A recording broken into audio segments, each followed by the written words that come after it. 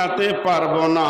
তো আল্লাহ তাবারক ওয়া তাআলা বলছেন, ওরে মেয়ের দল, তোদের পেছনে তোদের বাপকে, ভাইকে, স্বামীকে, ছেলেকে আমি সিকিউরিটি দিয়ে দিলাম, মানে তোদের দাম অনেক বেশি।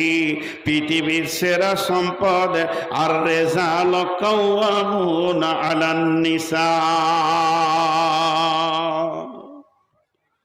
একটা তাফসীর হলো, একই শব্দের আবার দ্বিতীয় রকম তাফসীর হবে। জি, একই শব্দ, এইখানে থাকলে কাজল আর গালে থাকলে কালি, ওয়ারির নাম কালি। চোখে ছিল তো কি নাম হলো? কাজল, আর এখানে কালি। তো ওই আয়াতটা দ্বিতীয় তর্জমা দেখেন, একই আয়াতের শব্দ। বিসমিল্লাহির রহমানির রহিম।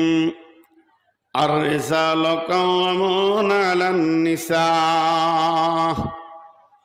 রে মহিলার দল, তোদেরকে নেতৃত্বের গদিতে বসতে দেওয়া যাবে না। তার কারণ, যদি মহিলা নেতৃত্বের গদিতে বসে যায় তাহলে পৃথিবী চলা এবং চালানো সম্ভব হবে না। কারণ শয়তান মেয়েদেরকে অতি তাড়াতাড়ি কবজায় করতে পারে, পুরুষকে করতে পারে না। হযরতে আদম আলাইহিস সালামকে শয়তান গিয়ে বলল, এ আদম, চল না ওই গাছের কাছে যায়। আর আল্লাহ বলেন, ফালা তাকরাবা হাযিহিস শাজারাতা ফাতাকুনা মিনাজ যালিমিন। যদি তুই ওই গাছের কাছে যাবি তাহলে আমি তোকে জালেমের খাতায় নাম লিখে দিব। তুই বদমাইশি করবি, গুনাহ করবি। এবার শয়তান দেখলো আদমকে হলো না, তা হাওয়া মাথা মোটা পাগলি, ওকে দিয়ে বলছে, তোদেরকে ওই গাছের ফল খেতে মানা করেছে কেন জানিস? ওই গাছের ফলের এমন একটা গুণ আছে, যে খেয়ে নেবে ও আর কোনোদিন জান্নাত থেকে বের হবে না। যখনই ধোঁকা কথা বলে দিলে তখনই হাওয়া বলতে লাগলো আদমকে, চলো না জি খায়, চলো না জি খায়, চলো না জি খায়। আর মেয়ে এমন একটা জিনিস, মেয়েদের শক্তি কম কিন্তু ব্রেনের পেঁচালতা খুব বেশি। আর পুরুষ যত ক্ষমতাবান হোক না কেন, বিবির কাছে কাবু। বড় বড় বাবু বিবির কাছে কাবু। যখনই হাওয়া বারবার বলল তো আদম চলে গেল, জুলুম করে ফেলল। এর জন্য আদম আর হাওয়া চিরদিন কাঁদল। তাদের গা থেকে জান্নাতের পোশাককে খুলে নেওয়া হলো, নাঙ্গা হয়ে গেল, পৃথিবীতে ফেলে দেওয়া হলো।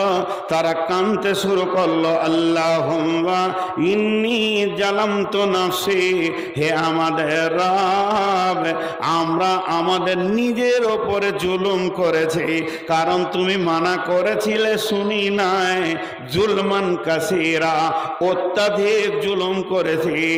ইল্লা আনতা ফাগফিরলি, কিন্তু তুমি আল্লাহ কা তওবা কবুল করনে ওয়ালা, মাগফিরাত, তুমি মাফ করে দাও।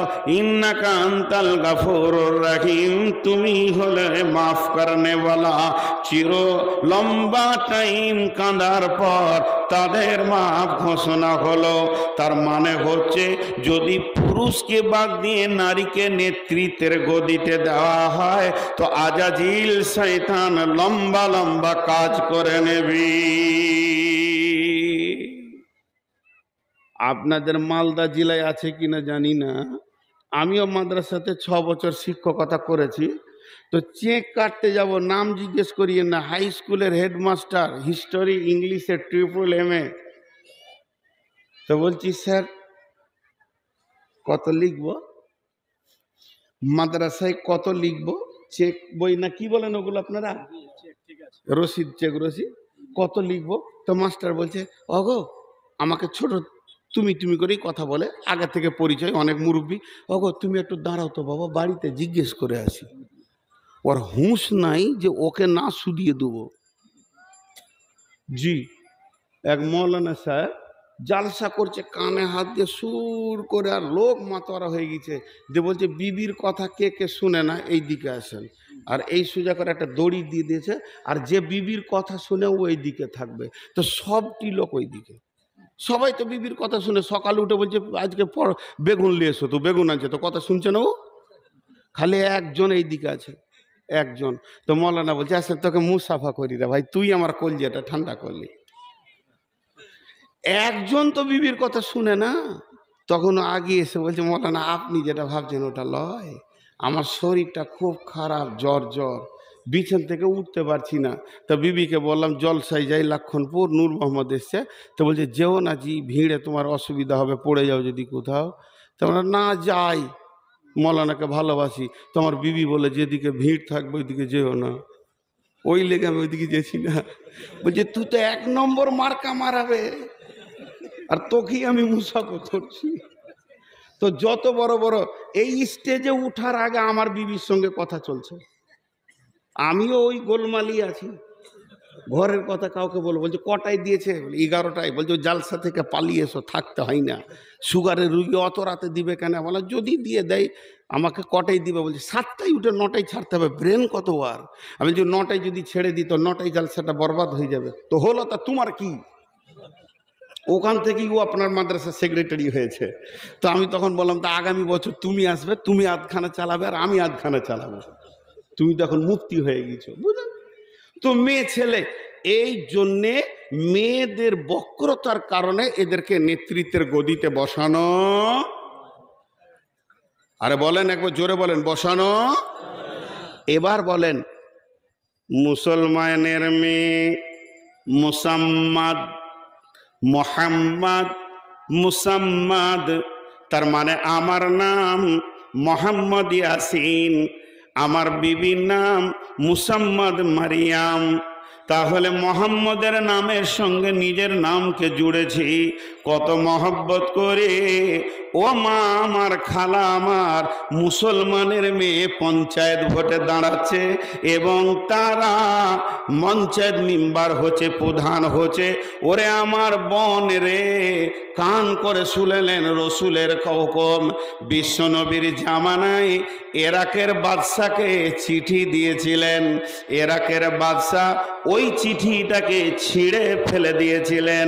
রসুলের চিঠি ছিঁড়ার খবরটা যখনই নবী খুললেন, আল্লাহর নবী বললেন যে ওই রকম তুই খান খান হয়ে যাবে যেমন আমার চিঠিকে ছেড়ে দিয়ে দিয়েছিস।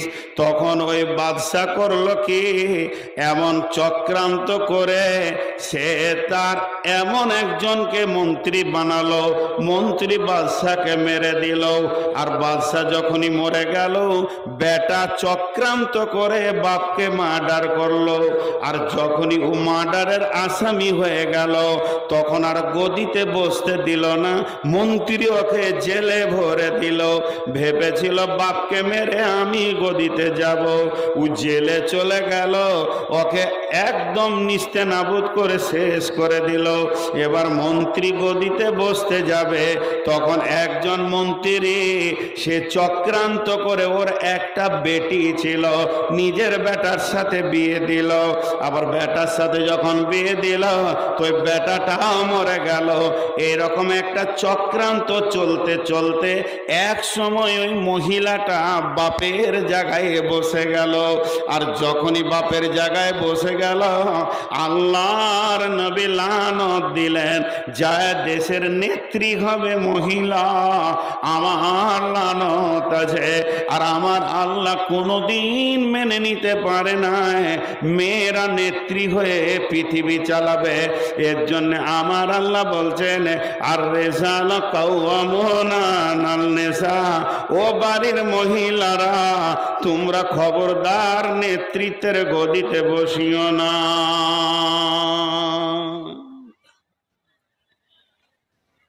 লক্ষণপুরের গলিতে গলিতে আপনাকে ঘুরিয়ে নিয়ে বেড়াবো, আপনি আর আমি দুই দোস্তে বাড়ির গলি গলি গলি গলি গলি গলি ঘুরে বেড়াবো। আর সাদা কাগজে এটা কার বাড়ি গো, এটা হচ্ছে আফজালের বাড়ি, আফজালের বাড়ি, এমন করে টিক মারবো একটা। বাড়িটা দুঃখী না বাড়িটা সুখী, কিসের টিক মারবো? বাড়িটা দুঃখী না বাড়িটা সুখী? এটা হাদিস বলছি না, দেখেন আমার কথা খুব ক্লিয়ার। এটা হাদিস নয়, এটা দার্শনিকদের কথা, বড় ফিলোজফারদের কথা। তুমি কি করে লিখবে গাড়িটা দুঃখী? বলছে শুনে লাও, যে বাড়ির যে বাড়ির মহিলার গলার স্বর, মহিলার কণ্ঠ, মহিলার আওয়াজ বাড়ির সদর রাস্তায় পৌঁছে যাবে, জেনে লাও ওই বাড়িটা হলো দুঃখী বাড়ি।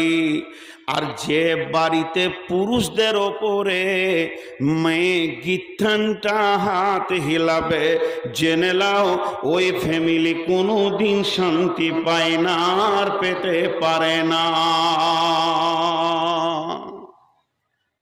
এর জন্যই তো পুরুষকে নেতা করা হয়েছে। সব বাড়িতে এরকম আছে। একটা মেয়ের নেতা হবে কজন? 4 জন। একটা মেয়ের জন্ম থেকে মত পর্যন্ত নেতা হবে কজন? 4 জন। কি একটা শব্দ আসছে না? কজন নেতা হবে? আপনারা মুখ খোলেন। 4 জন। যেদিন মেয়েটা জন্ম নেবে সেদিন তার নেতা হবে তার আব্বা। মেয়েটা ধীরে ধীরে বড় হবে, ইয়ং হবে, ব্যাচেলিয়ার হবে, যুবতী হবে, নেতা থাকবে তার আব্বা। আব্বা যদি মারা যান, আব্বা যদি প্রবাসে, কুয়েতে, সৌদিতে বাস করে, ঘরে থাকে না, আব্বা বেঁচে আছে, কুয়েতেও নাই, পাগল হয়ে গেছে, লাঙ্গা হয়ে হুঁশ নাই, জ্ঞান নাই, রাস্তায় ঘুরে বেড়াচ্ছে, তো ওই মেয়েটির নেতা হবে তার বড় ভাই। বড় ভাই না থাকলে 2 নম্বর 3 নম্বর পর্যায়ক্রমে ভাই হবে নেতা। যেদিন আব্বা আর ভাই মেয়েটির বিয়ে দিয়ে দেবে, সেদিন মেয়েটির নেতা হবে তার স্বামী।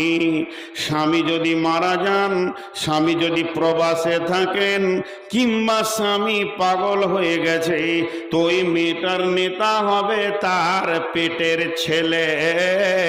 বন্ধু আমার শুনেলেন, মা স্বামী নাই, মেয়েটির বয়স 62-70 হয়ে গেছে, জওয়ান বেটা আছে, বেটা হবে মায়ের নেতা।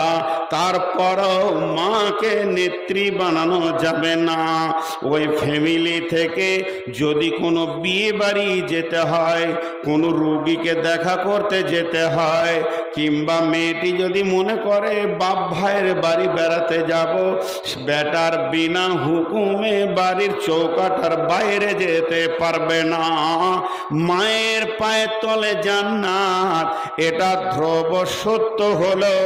এটাও সত্য যে মা যতই মা হোক না কেন, মাকে কষ্ট দিলে বেটা জাহান্নাম চলে যাবে। এটা যতই কোরআন আল্লাহ বলেছে।